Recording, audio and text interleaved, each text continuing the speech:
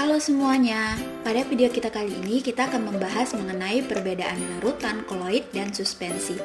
Yang pertama kita akan membahas mengenai sistem dispersi. Apa sih sistem dispersi? Sistem dispersi ini merupakan larutan atau campuran dua zat yang berbeda maupun sama wujudnya. Sistem dispersi ini ditandai dengan adanya zat terlarut atau fase pendispersi dan zat pelarut sebagai medium pendispersi. Sistem dispersi ini terbagi menjadi tiga, yaitu ada larutan, koloid, dan suspensi. Perbedaan dari ketiganya, lalu kita ambil contoh.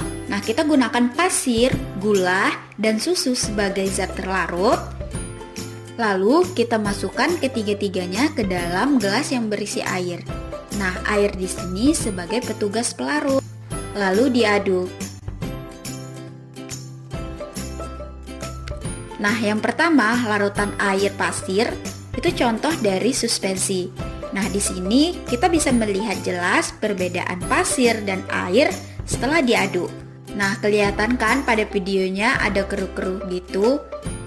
Nah, lama-lama kita akan bisa melihat jelas batas antara fase pendispersi atau pasir dengan medium pendispersinya atau air.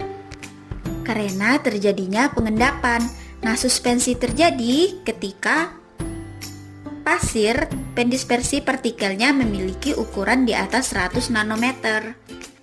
Yang kedua adalah larutan air gula. Larutan air gula ini kebalikan dari air pasir. Nah, larutan air gula ini adalah contoh dari suspensi halus atau larutan. Fase terdispersi atau partikel larutannya itu memiliki diameter berukuran di bawah 100 nanometer. Beda dengan larutan air pasir yang memiliki ukuran di atas 100 nanometer. Nah, pada larutan ini dia tidak bisa juga dipisahkan karena tidak terjadinya pengendapan. Yang terakhir yaitu ada larutan air susu. Nah, di sini larutan air susu termasuk bagian dari koloid, di mana dispersi koloidnya jika dilihat secara mikroskopis akan terlihat homogen.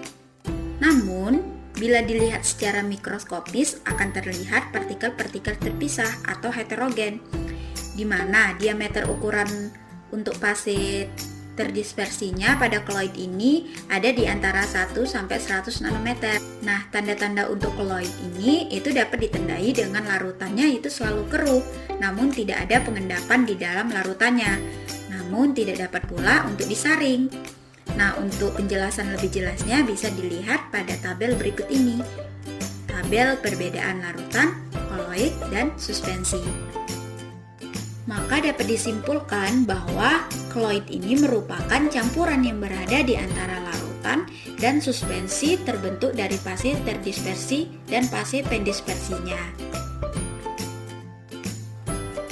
Itu tadi video penjelasan mengenai perbedaan dari larutan, koloid, dan suspensi.